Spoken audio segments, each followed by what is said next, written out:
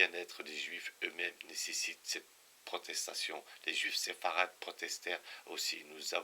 Nous osons croire que notre condition en France ne serait pas aujourd'hui remise en question si certaines demandes des Juifs d'Alsace, de Lorraine et des trois évêchés n'avaient pas causé une confusion d'idées qui semble se refléter sur nous.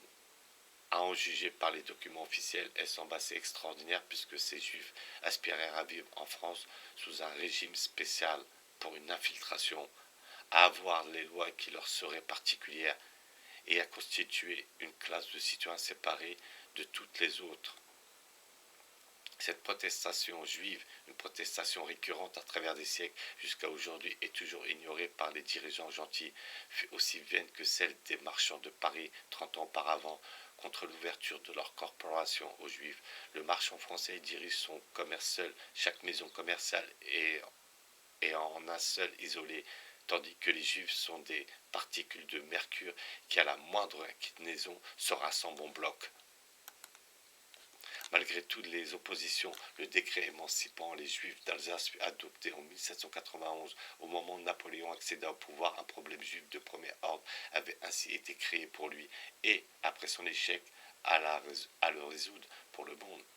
Dès ce moment, la secte dirigeante de la communauté juive employa tous ses efforts à réduire l'autorité des Juifs originels, les séfarades, et à accroître celle de leur propre compact d'Ashkénaz à l'est. À partir de là, les Ashkénazes commencèrent à s'installer en Europe et plus tard en Amérique pour assumer la direction de la Révolution mondiale et emporter partout avec eux l'attaque contre tout gouvernement, religion et nationalité légitime.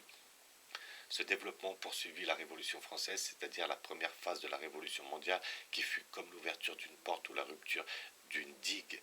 À l'époque, tout ce que l'on pouvait raisonnablement dire sur les Juifs, eu égard à la Révolution, c'est qu'il y avait été impliqué comme les autres hommes et en avait profité plutôt pour que les autres hommes. La suite projeta une lumière différente sur tout cela et commença à montrer une direction judaïste et non une simple participation. Car au cours du demi-siècle qui suivit la révélation du progrès de révolution mondiale et l'éruption en France, les processus historiques de la communauté juive et de la révolution mondiale ne restèrent plus séparés ou distincts.